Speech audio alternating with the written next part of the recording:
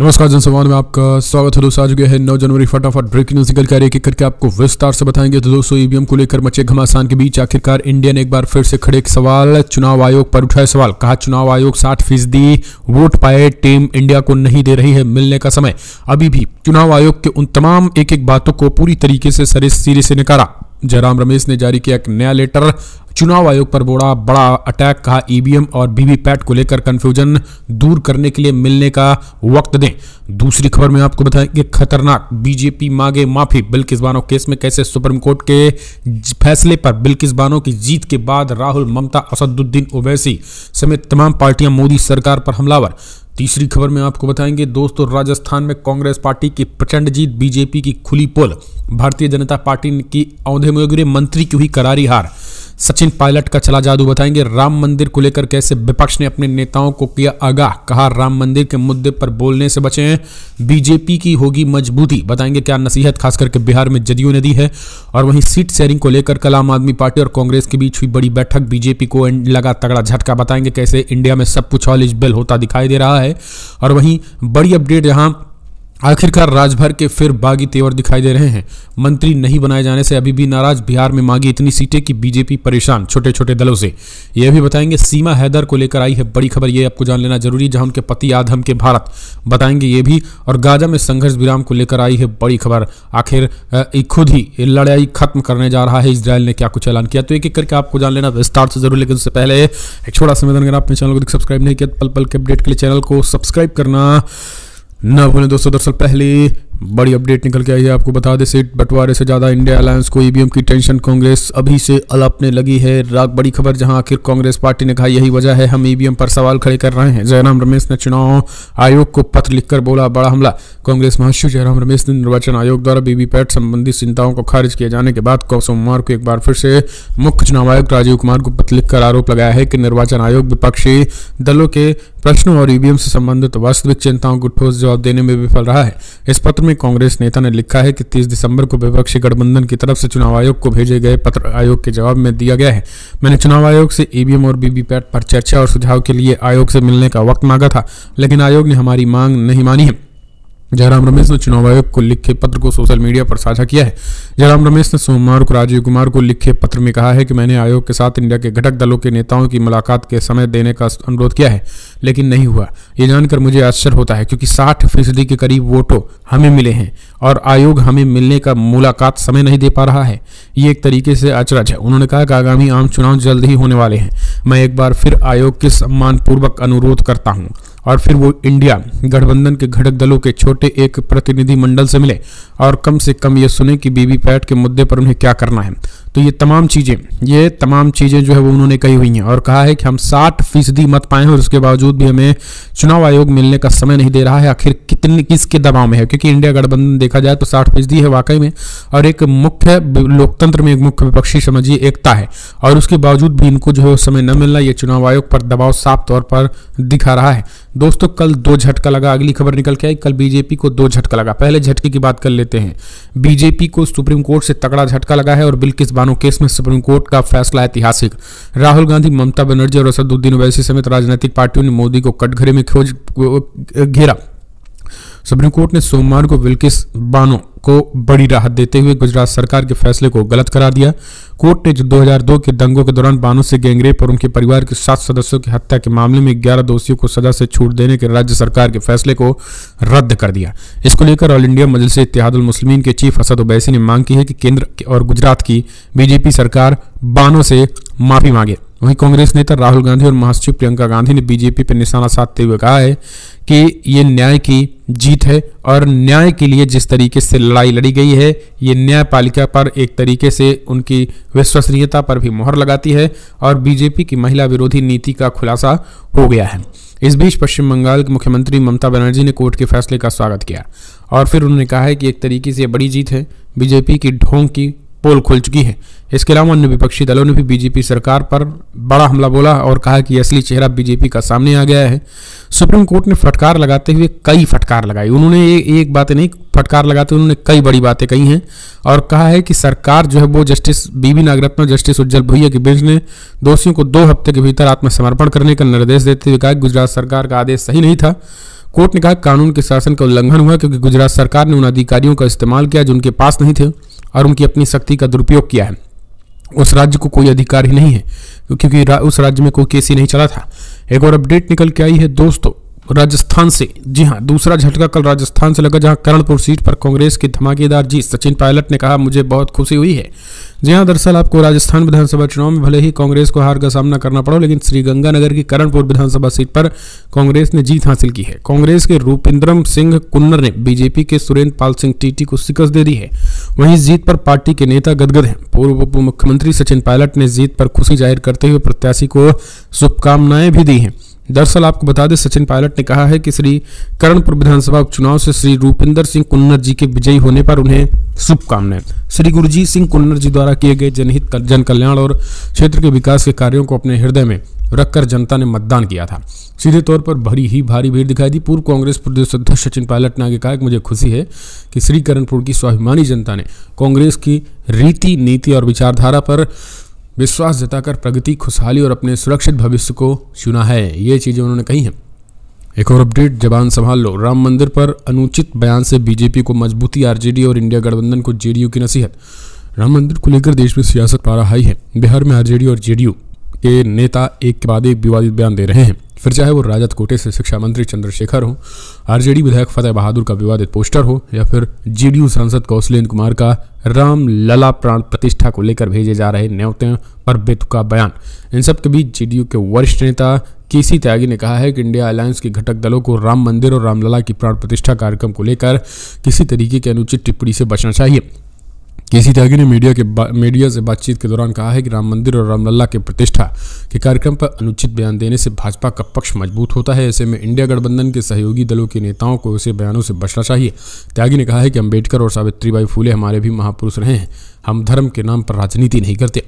एक और update, seat sharing को लेकर कांग्रेस ने आपने बैठक की। कांग्रेस सांसद बोले दोबारा मिलकर लेंगे फैसला, बैठक सकारात्मक। जी हाँ, बैठक सकारात्मक ये बड़ी बात है। दरअसल आम आदमी पार्टी और कांग्रेस ने आगामी लोकसभा चुनाव के लिए सीट बंटवारे पर चर्चा के लिए सोमवार को बैठक की और बैठक के बाद कांग्रेस सांसद मुकुल वासनिक ने कहा है कि चुनाव के लिए कई मुद्दों पर चर्चा की गई है। उन्होंने कहा है कि आगामी चुनाव को लेकर कई बैठकों के दौरान कई मुद्दों पर चर्चा की गई है। बातचीत जारी रहेगी, हम दोबारा मिलेंगे और उसके बाद ही सीट बंटवारे पर अंतिम फैसला लिया जाएगा। आम आदमी पार्टी के राज्यसभा सांसद संदीप पाठक और दिल्ली कैबिनेट मंत्री अतिशी और सौरभ भारद्वाज ने इस बैठक में हिस्सा लिया है। राजस्थान के पूर्व मुख्यमंत्री अशोक गहलोत, वासनिक, दिल्ली कांग्रेस प्रमुख हरबिंदर सिंह लवली और पार्टी के वरिष्ठ नेता सलमान खुर्शीद और मोहन प्रकाश भी बैठक में मौजूद रहे हैं। एक और अपडेट निकल के आई, ओम प्रकाश राजभर ने बीजेपी से मांगी यूपी और बिहार की लोकसभा सीटें, मंत्री पद को लेकर भी चर्चा।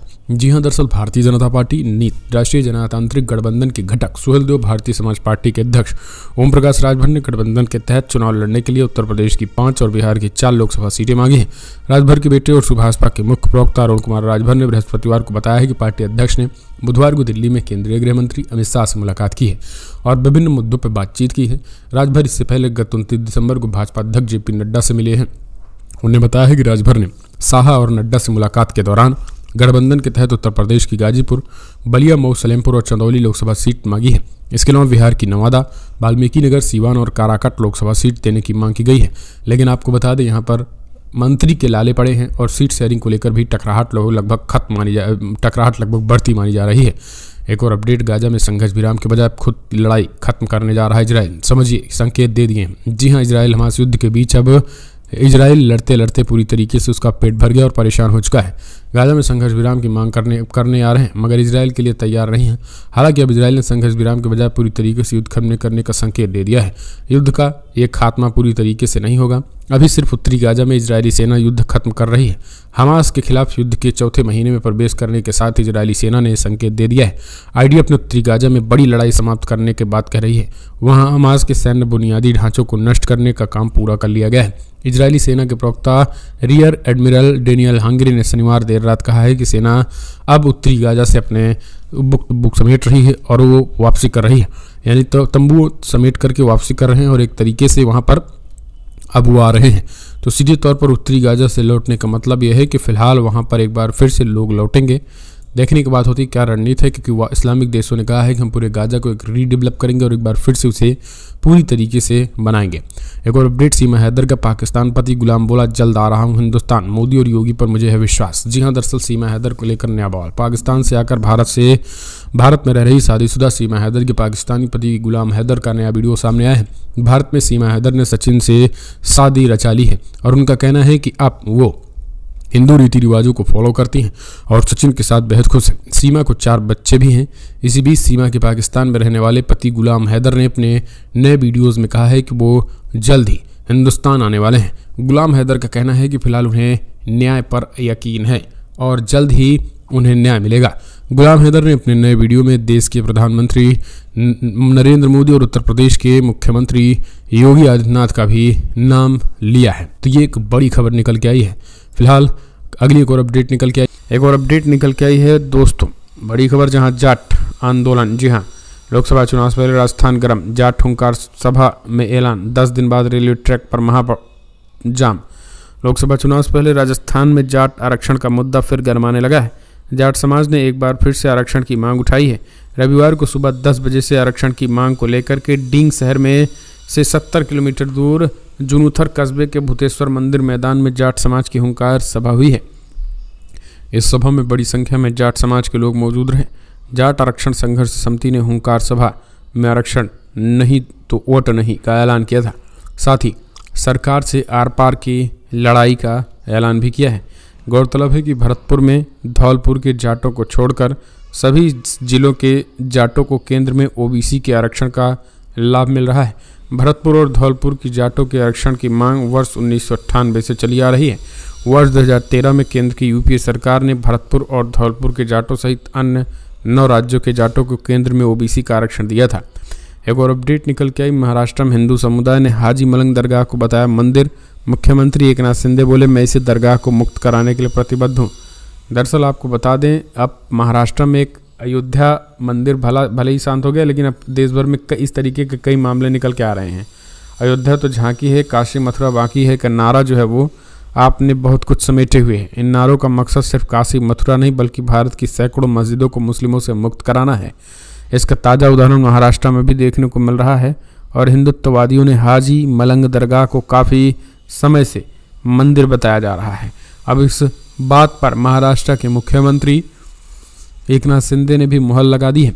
एकनाथ शिंदे का कहना है कि वो हाजी मलंग दरगाह की मुक्ति के लिए प्रतिबद्ध हैं। हालांकि मुख्यमंत्री के इस बयान पर दरगाह के हिंदू ट्रस्टियों ने कड़ा विरोध जताया है। हिंदू ट्रस्टियों के मुताबिक इस विवाद के जरिए कुछ लोग राजनीतिक लाभ उठाने की कोशिश कर रहे हैं। आपको बता दें कि ठाणे जिले के माथौरानी पहाड़ी पर स्थित हाजी मलंग बाबा की दरगाह यमन के 12वीं शताब्दी के सूफी संत हाजी अब्दुल अल रहमान की मज़ार है और यही कारण है कि वहाँ पर एक तरीके से मंदिर का ढकोसला किया जा रहा है। ये बातें कही गई हैं। एक और अपडेट निकल के आई, मायावती ने जताई अज्ञात लोगों से खतरे की आशंका, सीएम योगी से की बीएसपी दफ्तर कहीं और शिफ्ट करने की मांग। जी हाँ, बड़ी अपडेट निकल के आई है। इंडिया गठबंधन में शामिल होने के प्रयासों के बीच बीएसपी सुप्रीमो मायावती ने चौंकाने वाला कदम उठाया है। इस पूरे मामले में योगी सरकार से सुरक्षा की मांग की। उन्होंने कहा कि राजधानी लखनऊ के माल एवेन्यू पर स्थित उनके कार्यालय को खतरा और उनके मद्देनजर उनकी पार्टी को लखनऊ में ही कहीं अन्य स्थान की व्यवस्था कराई जाए। मायावती ने आशंका जताई है कि मौजूदा पार्टी कार्यालय में कुछ अनहोनी घटना हो सकती है क्योंकि अभी दफ्तर तक फ्लाईओवर के नज़दीक है जिससे सुरक्षा में चूक हो सकती है। मायावती ने इस बाबत एक्स पर पहले ट्विटर सिलसिलेवार पोस्ट लिखते हुए सुरक्षा का मुद्दा उठाया और उन्हें समाजवादी पार्टी पर कई तरीके के आरोप भी लगा डाले। एक और अपडेट निकल के आई है, तेलंगाना कांग्रेस सरकार ने किसानों से किया वादा निभाया। अब तक 27 लाख अन्नदाताओं को रायत बंधु सहायता राशि दी। जी हाँ, तेलंगाना में कांग्रेस की रेवंत रेड्डी सरकार किसानों से किया वादा पूरा करने में जोर शोर से जुटी है। रायतु बंधु योजना के तहत अब तक 27 लाख किसानों को सहायता राशि भी दी जा चुकी है। इसी बीच कृषि मंत्री थमला नागेश्वर राव ने समीक्षा बैठक कर सहायता राशि बांटने में तेजी लाने और बड़ी संख्या में किसानों को कवर करने का निर्देश दिया है। कृषि मंत्री थमला नागेश्वर राव ने शनिवार को वरिष्ठ अधिकारियों के साथ रैथु बंधु के तहत रिलीज की स्थिति की समीक्षा की है। उन्होंने बताया है कि लगभग 40% किसानों को रायथु बंधु योजना की वित्तीय सहायता जारी कर दी गई है। मंत्री ने कहा है कि राज्य भर में धान और अन्य सामग्री फसलों की बुआई का काम चल रहा है। उन्होंने रायबंधु की विज्ञप्ति में तेजी लाने का निर्देश दिया है। उन्होंने निर्देश दिया है कि हर दिन विज्ञप्ति जारी की जाएगी। अगले सोमवार से बड़ी संख्या में किसानों को कवर किया जाएगा। फिलहाल ये सारी चीज़ें अगली एक और अपडेट हमास को लेकर निकल के आई है। दोस्तों आपको बता दें, गाजा में अल-कासम मुजाहिदीन ने माजिकल ब्रिज क्षेत्र में यासीन 105 मिसाइलों से मरगवा टैंक को बनाया निशाना। 2 टैंकों को किया ध्वस्त। सुरंगों में घुसपैठ करने वाले यहूदी सैनिकों को उड़ाया। जी हाँ, दरअसल आपको बता दें, अल ब्रिज कैंप में इलाके में मुजाहिदीन यानी गाजा के लड़ाकों ने सुरंगों में घुसने वाले IDF सैनिकों को विस्फोटक लगाकर उड़ा दिया है। खबर निकल के आई है कि इसमें 7 इजरायली सैनिक मारे गए हैं। इस बीच अल ब्रिज कैंप में पैदल अभियान चला रहे यहूदी सेना के रास्ते में भी विस्फोटक रख कर 7 यहूदी सैनिकों को नरक भेज दिया है। इन्होंने मौत के घाट उतार दिया है। सबसे बड़ी बात यह है कि इजराइल लगातार आगे बढ़ने की कोशिश कर रहा है, लेकिन हमास के लड़ाके उन्हें पीछे ढकेल रहे हैं। गाजा पट्टी और इजराइल की इस जंग के बीच लगातार जो है वो इजराइल नए नए पैतरे कर रहा है, जबकि हमास के आगे फिलहाल अब उनकी हवा खराब है। सबसे बड़ी बात यह है कि जितनी तेजी के साथ इजरायली सैनिक मारे जा रहे हैं, इससे एक बात तय है कि अब हमास को जो दावा किया जा रहा है जीत का इजराइल के, वो उसकी हवा जो है वो हमास के लड़ाकों ने निकाल रखी है। अगली एक और अपडेट, इराकी प्रतिरोध बलों ने इजराइल के सबसे महत्वपूर्ण बंदरगाह हाइफा के खिलाफ नई क्रूज मिसाइलें की लॉन्च। जी हाँ, दरअसल लगातार इराकी प्रतिरोध बलों ने इजराइल के खिलाफ ताबड़तोड़ अटैक जारी है। मिसाइल हाइफा बंदरगाह के पास जा गिरी है और उन्हें रोका नहीं जा सका है। ये एक गंभीर वृद्धि है और इसमें इजराइल को और अधिक आर्थिक क्षति हो रही है।